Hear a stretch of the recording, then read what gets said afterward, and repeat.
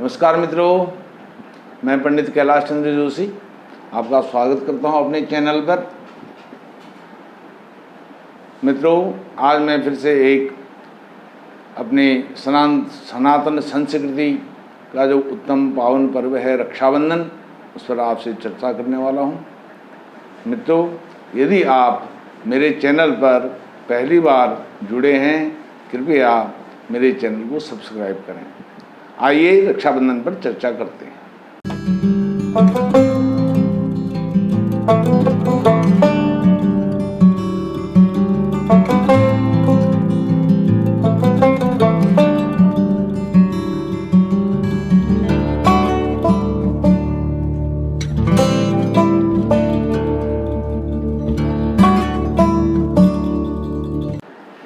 मित्रों, रक्षाबंधन के कई नाम हैं।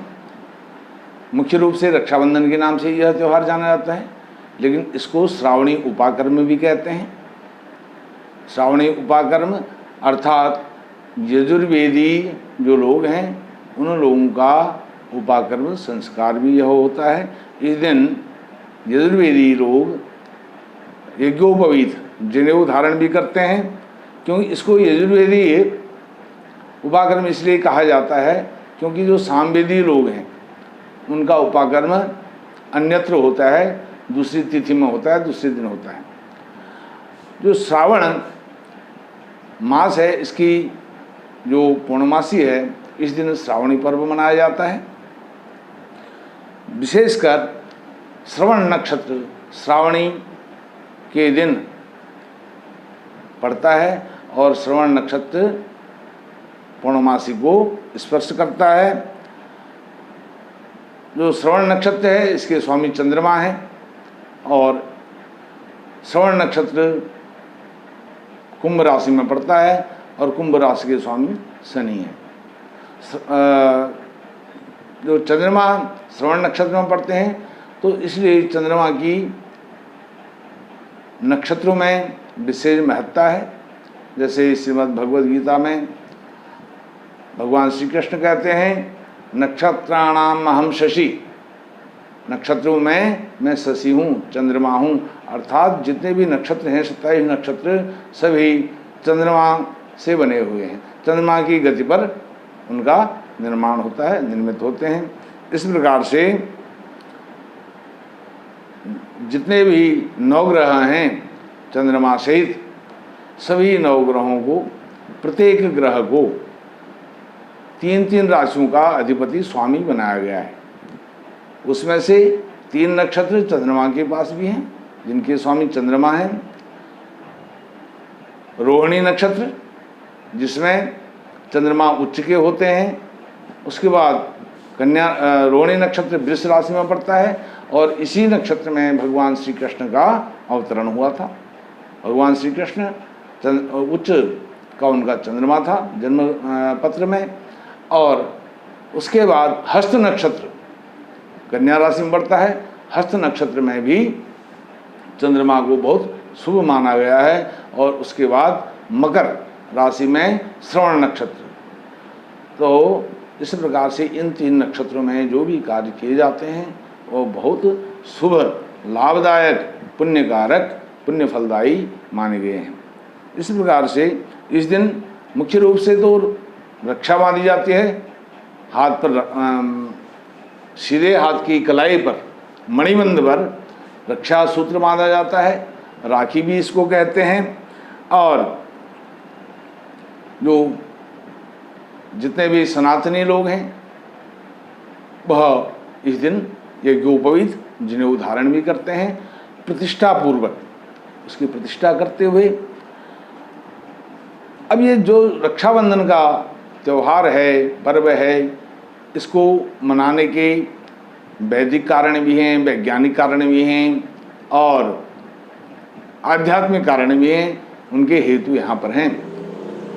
इनके उस संक्षिप्त में मैं आपको बताऊंगा इनके जो जो कारण हैं मनाने के। सर्वप्रथम वामन अवतार में जब भगवान विष्णु का वामन अवतार हुआ था तो उनके गुरुजी ने उनसे कुछ भिक्षा लाने के लिए कहा था और भिक्षा लेने के लिए उन्होंने कहा था कि आप जो बलि हैं, महात्मा बलि, उनका बहुत बड़ा स्थान है आज भी, उनके पास जाइए। तो भगवान वामन ने 3 पग धरती उनसे मांगी थी भिक्षा में, याचक बन करके गए थे। 2 पग में ही उन्होंने पृथ्वी और स्वर्गलोक को नाप लिया था। तीसरा पग रखने के लिए कहीं जगह नहीं थी, तो बलि ने विनम्रतापूर्वक भगवान को अपना सिर दिया, कहा हे प्रभु आप तीसरे पग को मेरे सिर पर धारण करिए। इस प्रकार से उनको वह राज्य छोड़ करके सुतल लोक जाना पड़ा था महाराज बलि को। और भगवान विष्णु के वह इतने परम भक्त थे महात्मा बलि, तो भगवान विष्णु को भी बाध्य करके वह सुतल लोक ले गए थे। बैकुंठ में लक्ष्मी माता, लक्ष्मी जी अकेली रह गई थी। अब लक्ष्मी जी एक बार श्रावणी के दिन ही, श्रवण नक्षत्र में, श्रावण मास में बलि के पास जाती हैं सुतल लोक में और उनको राखी बांधती हैं भाई बना करके। और बलि कहते हैं लक्ष्मी जी, हे माता मैं आपको क्या दे सकता हूँ, आप स्वयं लक्ष्मी हैं। तो लक्ष्मी जी कहती हैं मुझे, अब क्योंकि बहन को कुछ न कुछ देना होता है दक्षिणा में, लक्ष्मी जी कहती हैं मुझे और कुछ नहीं, मेरे जो प्रियतम हैं विष्णु जी हैं, विष्णु जी मुझे उपहार स्वरूप भेंट कर दीजिए। तो इस प्रकार से विष्णु भगवान को लक्ष्मी जी वहाँ से लेकर के आती हैं। और तब से यह एक जो वैदिक मंत्र है, पौराणिक मंत्र है, यह प्रचलित है। रक्षा बांधने का, रक्षा सूत्र बांधने का, राखी बांधने का वह है, येन बद्धो बलि राजा दानवेंद्रो महाबलो तेन त्वाम प्रतिबदनामी रक्षे माचल माचलो। तेन त्वाम आबदनामी भी है, कहीं कहीं पर प्रतिबदनामी भी है। प्रतिबद्ध, आबद्ध होने से इसका मतलब है। दूसरा महाभारत का प्रसंग है। महाभारत काल में जब कौरव और पांडवों का युद्ध होने वाला था, उससे पूर्व युधिष्ठिर, धर्मराज जो युधिष्ठिर हैं, उन्होंने भगवान श्री कृष्ण से प्रार्थना करी थी, हे प्रभु जो हमारी सेना है, विशाल सेना है, इस सेना का किसी भी प्रकार से कोई क्षति उसको ना पहुँचे, क्या उपाय करना चाहिए। तो भगवान श्री कृष्ण ने उनको सलाह करी थी कि संपूर्ण सेना को राखी बांधी जाए, उसका रक्षाबंधन किया जाए। इस प्रकार से उनकी सेना सुरक्षित हुई थी महाभारत युद्ध में। तीसरा जो प्रसंग आता है, जब धर्मराज युधिष्ठिर इंद्रप्रस्थ राज्य में राजसूय यज्ञ कर रहे थे और भगवान श्री कृष्ण का वहाँ पर शिरोमणि के रूप में उनका पूजन किया जा रहा था। भगवान की पूजा, भगवान को, भगवान श्री कृष्ण को सर्वशक्तिमान मानने के लिए शिशुपाल ने मना कर दिया था और अनेकानेक प्रकार से, नाना प्रकार से उनको अपशब्द कहे थे, जो कहे नहीं जा सकते हैं, जो सुनने में, कहने में भी जिनको संकोच होता है। इस प्रकार से भगवान कृष्ण ने अपना चक्र धारण किया और चक्र धारण करके शिशुपाल का वध किया, शिरोच्छेदन किया। और उस चक्र को धारण करते समय उनकी तर्जनी उंगली में कुछ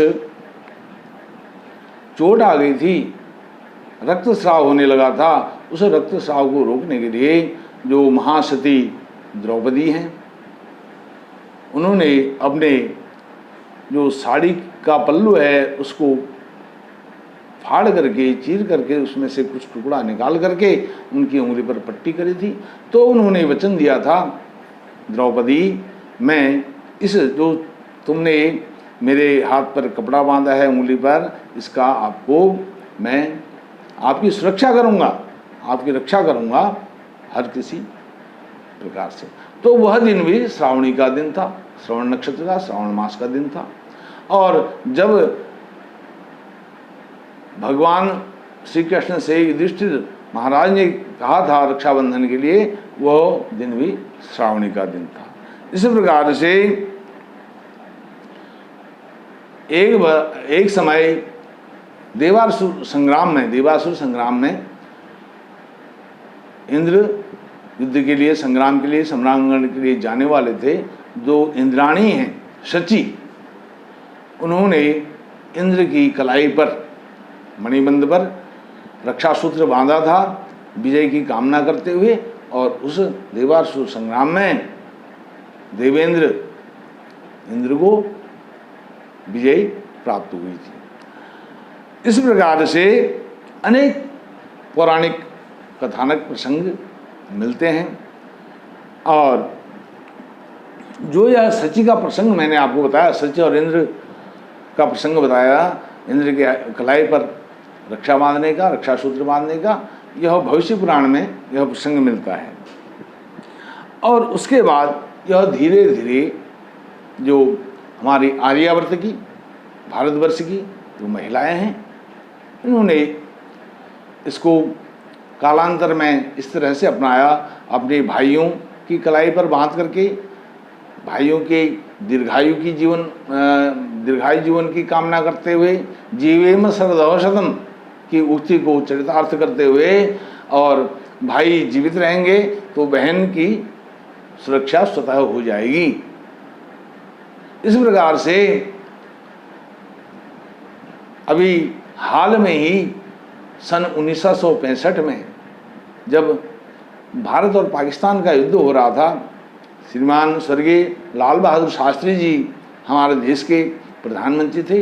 उस समय जो सम्रांगण में हमारे सिपाही जा रहे थे, भारतीय नौजवान युद्ध करने के लिए, तो हमारी भारतीय महिलाओं ने, उनके भाइयों ने, उन सिपाहियों की बहनों ने अपने भाइयों की कलाई पर विजय की कामना करते हुए, मंगल कामना करते हुए उनके मणिबंध पर, कलाई पर रक्षा सूत्र बांधे थे। और 1965 का जो युद्ध है, समर है, वो भारतवर्ष ने जीता था, भारतवर्ष विजयी हुआ था।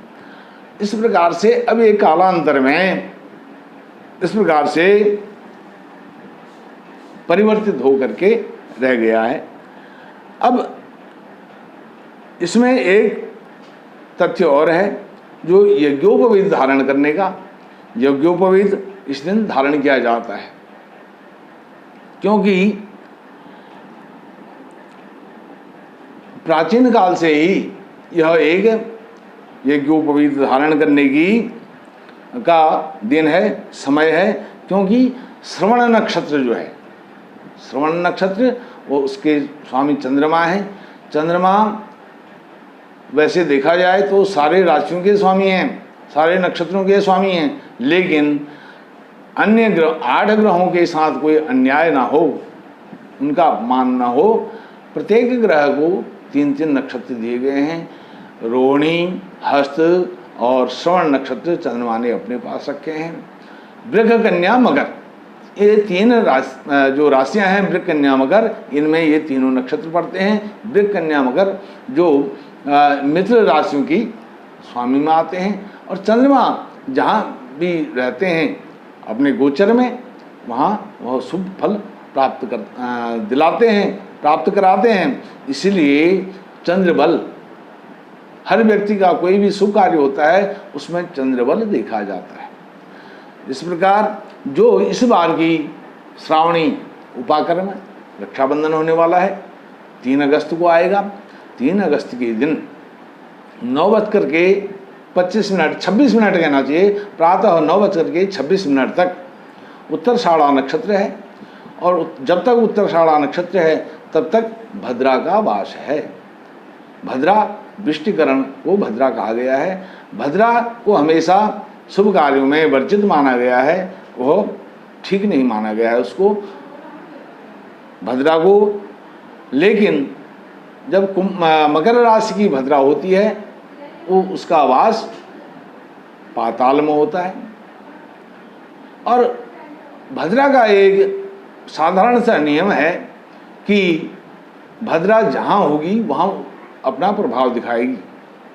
अब भद्रा पाताल में है और हम मृत्यु लोक में हैं, पृथ्वी पर हैं, तो हमारे ऊपर जनेऊ धारण करने का, यज्ञोपवीत धारण करने का और रक्षा बांधने का कोई दुष्प्रभाव नहीं होगा। यह मेरा अपना मत है। वैसे भद्रा को स्वर्गलोक में हो, पाताल में हो, पृथ्वी पर हो, 3 जगह भद्रा का वास है। अलग अलग राशियों में जब भद्रा होती है तो उसका निवास आवास अलग अलग होता है और उसका अलग अलग फल भी होता है। जब पृथ्वी लोक में ही भद्रा होती है तब पृथ्वी लोक के जो सकाम कर्म हैं उन सकाम कर्मों में विघ्न बाधा आती है, इसलिए उसको वर्जित किया जाता है, भद्रा अशुभ माना जाता है। इस प्रकार से मेरा मत यह है कि श्रावणी उपाकर्म के दिन 3 अगस्त 2020 को प्रातः काल सूर्योदय से लेकर के सूर्यास्त तक श्रावणी उपाकर्म मनाना चाहिए, अर्थात रक्षाबंधन करना चाहिए, राखी बांधनी चाहिए, जनेऊ धारण करना चाहिए और उसको उपाकर्म के साथ अर्थात उसकी प्रतिष्ठा के साथ, जैसे यज्ञोपवीत की जो प्रतिष्ठा है उसमें मंत्र आते हैं, रक्षोहण ओ बल गहनम, इस प्रकार से वेदोक्त मंत्रों से जो पुरोहित लोग हैं, विद्वान लोग हैं, कर्मकांडी पंडित हैं, वह उनकी प्रतिष्ठा करते हैं, यज्ञोपवीत की भी और रक्षासूत्र की भी। उसके बाद अपने यजमानों के हाथ पर पुरोहित लोग, जो पंडित लोग हैं, कुल पुरोहित हैं, वह उनकी कलाई पर जीवेम सरदहशतम श्रृणयाम सदहशतम भूयश्चौ सरदहशतात, इस मंत्र से अनेक प्रकार की शुभकामनाएं दे करके उनकी हाथ पर राखी बांधते हैं और यजमान लोग उनको अनेक प्रकार के उपहार देते हैं इस उपलक्ष्य में। अब मैं आपको एक चीज़ और बताऊंगा, यहाँ पर सामवेदियों का जो उपाकर्म होता है, जनेऊ धारण करते हैं, यज्ञोपवीत धारण करते हैं और रक्षा बांधते हैं, राखी बांधते हैं, वह इस दिन नहीं होता है, श्रावणी के दिन।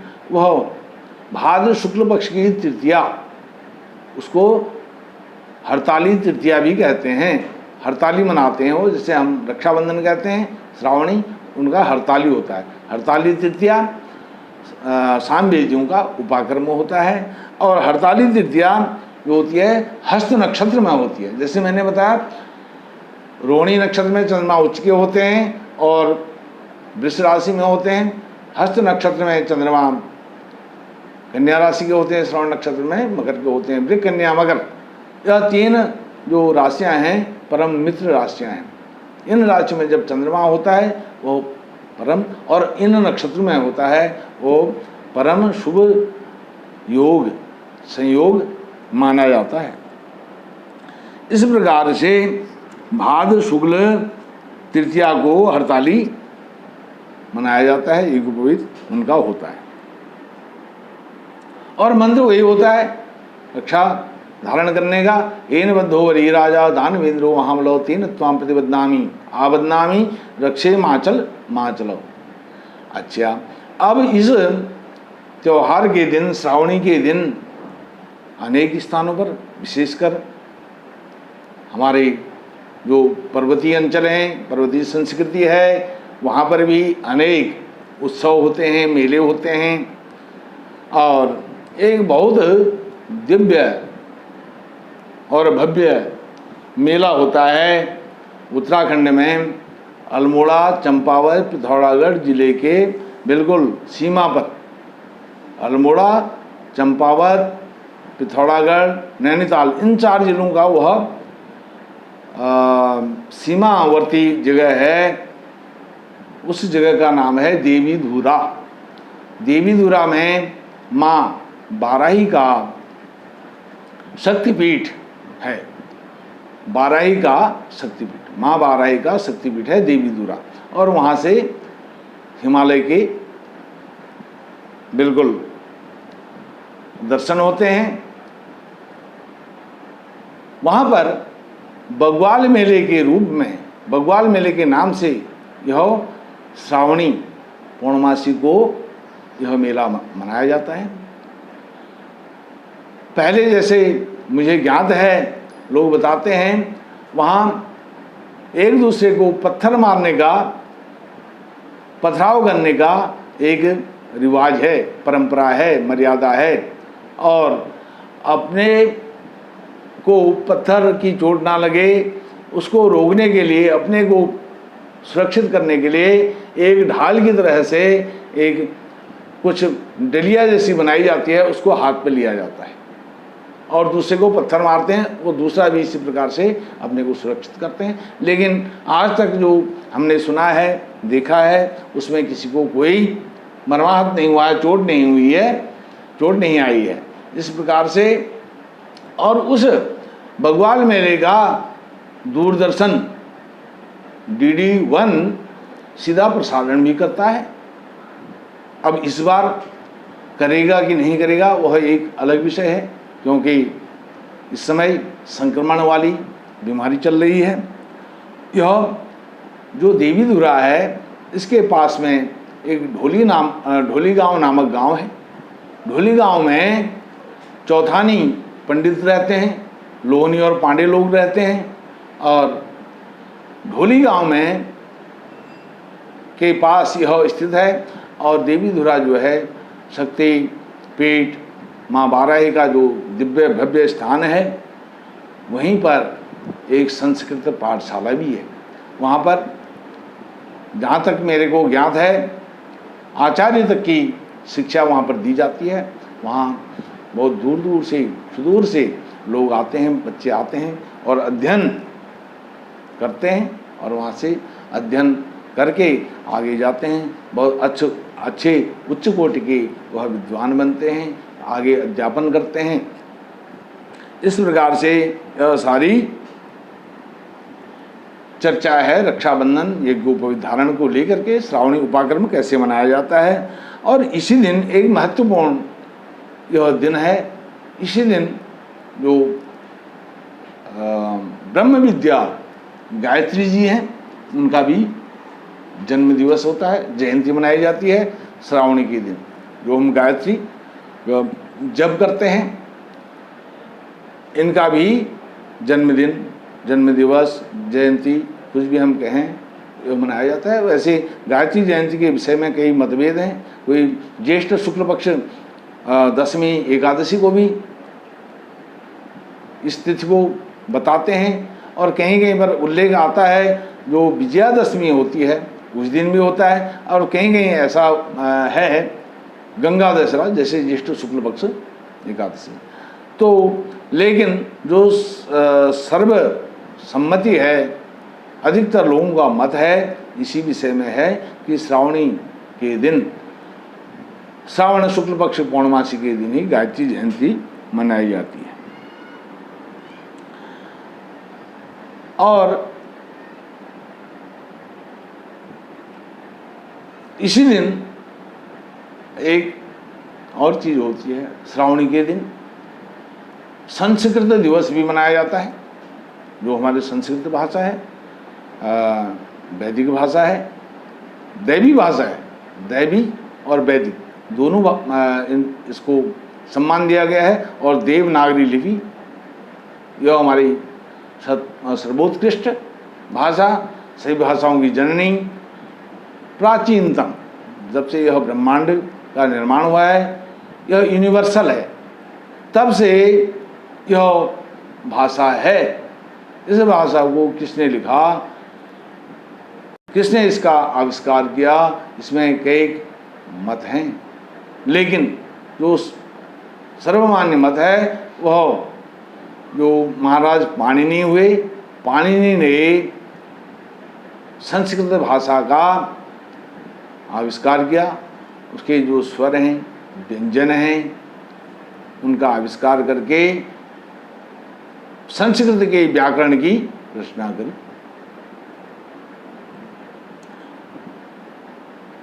मित्रों, मैंने आपके साथ रक्षाबंधन, श्रावणी उपाकर्म, यजुर्वेदी उपाकर्म, सामवेदी उपाकर्म के विषय में भी, हरताली तृतीया के विषय में भी आपसे चर्चा करी। आपको रक्षाबंधन की